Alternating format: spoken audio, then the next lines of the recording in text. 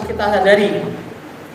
Oleh karena itu, jamaah yang dimuliakan oleh Allah Subhanahu wa taala, dengan memahami Al-Aziz, kita hendaknya mencari kemuliaan, kekuatan itu pada Allah. Jangan mencari kemuliaan kepada manusia. Jangan kita niku bergantung pada manusia. Ben mulya ya, nyedak-nyedak karo wong sing duwe kekuasaan. Jadi tidak bisa ya. Ben mulya jangan juga bergantung pada dunia. Ben dimulyake kudu sugih. Maka dirancanglah piye carane golek rezeki, ora kenal halal golek mantu ya sing sugih. Kumpulane ya karo wong sugih. Ben dimuliakan. Apakah dimuliakan? Belum tentu gitu. Banyak orang kaya malah dihinakan oleh Allah Subhanahu. Mungkin wong sugih niku awal-awal diomaapi, awal-awal orang kagum. Ya suwe-suwe orang gagas. Mungkin panjenengan ada yang bisa beli mobil yang paling apik sak kampung. Sering. Ya pertama sing nyawang, wah, elok tenan. Tapi apakah orang tiap hari elok tenan ngoten? Yang enggak suwe-suwe nggih. Biasa. Jadi wow-nya itu, efek wow-nya itu paling suwe-suwe malah anyel. Alah, sugih pelit. Jadi tergantung. Maka jangan mencari izzah pada dunia. Apalagi mencari izzah kemuliaan pada dukun. Wah, boleh susuk.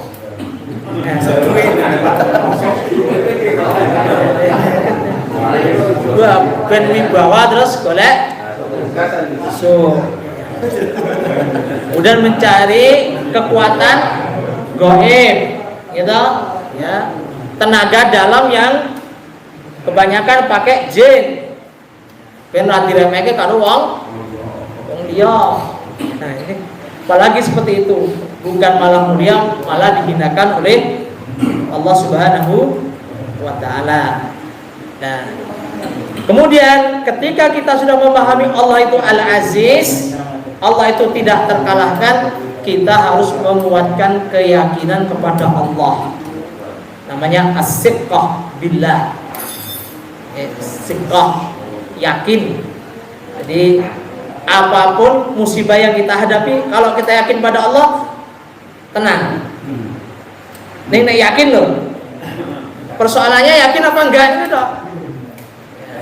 Nek imbasin bis.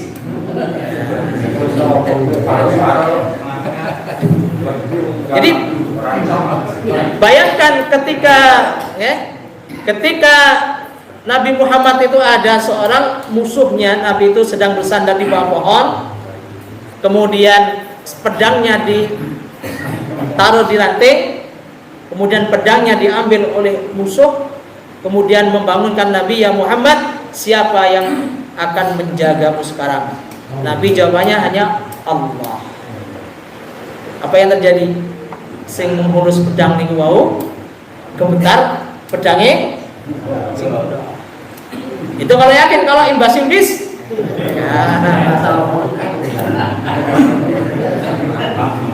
jadi persoalannya kita itu sering imbas imbis.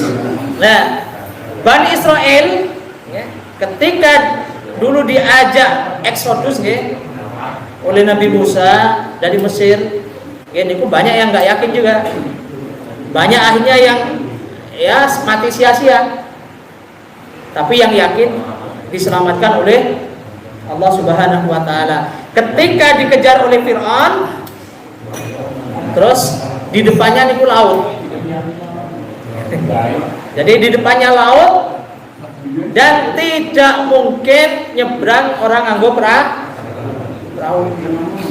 Apa kata pengikutnya Nabi Musa? Musa, kita pasti akan terkejar. Nabi Musa menjawab, wa inna ma'iya rabbi sayahdin.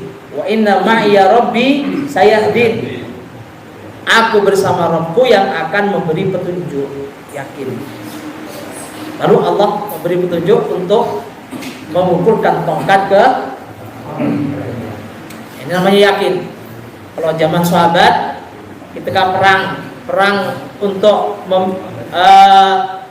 membebaskan Eropa di Selat Gibraltar itu Tariq bin Ziyad itu kapalnya dibakar. Jadi sudah bisa nyabrang, kemudian kapalnya dibakar supaya apa? Pasukannya orang gasimbis. Wis milih dhewe. Kene mundur ya laut, maju ya musuh. Nah, kapal itu malah dibakar. Supaya tidak imbas-imbas tadi dan akhirnya Eropa bisa ditaklukkan. Jadi itu memang penting ini. Kadang-kadang memang diuji oleh Allah dalam waktu yang panjang. Sampai-sampai dulu orang beriman itu menyatakan mata nasrullah. Kapan pertolongan Allah akan datang. Nah, ini maka kita jangan sampai menjadi orang yang lemah. Orang yang memahami Al-Aziz juga akan menjadi pribadi yang kuat, tidak lembek. Mentalnya mental kaya. Jangan menjadi tipe orang yang minta dilayani, mengemis. Jadi bergantung pada orang. Jangan. Jadi Nabi menyatakan tidak akan kaya orang yang meminta. Jadi, kalau orang itu meminta-minta, dia tidak akan Allah beri kekayaan. Jadi meminta itu banyak ya. Kalau dari bawah niku jenengin ngemis bisa. Gitu. Bisa juga boten ngemis ning menjilat. Jangan. Ya. Kalau dari atas itu namanya bisa malak, bisa upeti, minta komisi. Jangan menjadi orang yang menggantungkan pada orang lain. Jangan arep nyekolahke anak wis mikir boleh sapa sing iso dicedhaki. Jangan sing dadi rusak niku. Ya orang minta tolong sewajarnya boleh, tapi jangan menggantungkan pada manusia. Siapa yang punya kesulitan kemudian dia menurunkannya kepada manusia, Allah tidak akan menyelesaikannya. Kalau ada orang punya kesulitan terus dia turunkan pada manusia, maksudnya bergantung pada manusia. Kalau nenek masalah niku yang diingat pertama niku Allah. Jangan manusia. Kalau manusia boleh, tapi itu hanya sewajarnya. Kalau sudah kepepet tenan. Kalau bisa itu ya udah. Misalnya punya hutang itu kalau bisa ya berusaha sendiri. Dan disaur. Tapi kalau memang susah baru minta ya, pertimbangan pada orang urung-urung harus menggantungkan pada orang lain. Allah mentinggalkan bahwa kemuliaan itu walillahil izzatu walil mu'minin, walillahil izzatu walil rasulihi walil mu'minin. Kemuliaan itu ada pada Allah, milik Allah, juga miliknya Rasul dan miliknya orang-orang beriman. Maka selain kita mendekat pada Allah, mendekat pada Rasul dengan cara taat, yang ketiga kita itu harus membangun kemesraan dengan orang-orang beriman. Tawaduk dengan orang-orang Pokoknya kalau kita tahu saudara kita itu beriman, kita itu harus tawaduk. Hati kita niku harus apa gitu?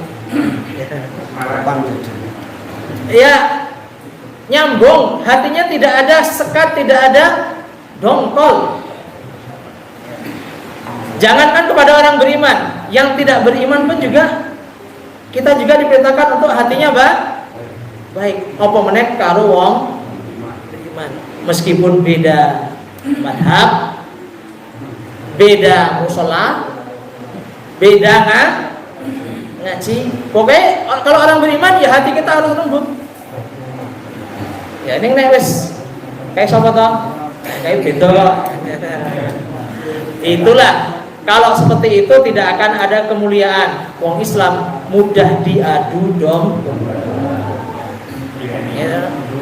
Sekarang itu kan apa-apa niku ya.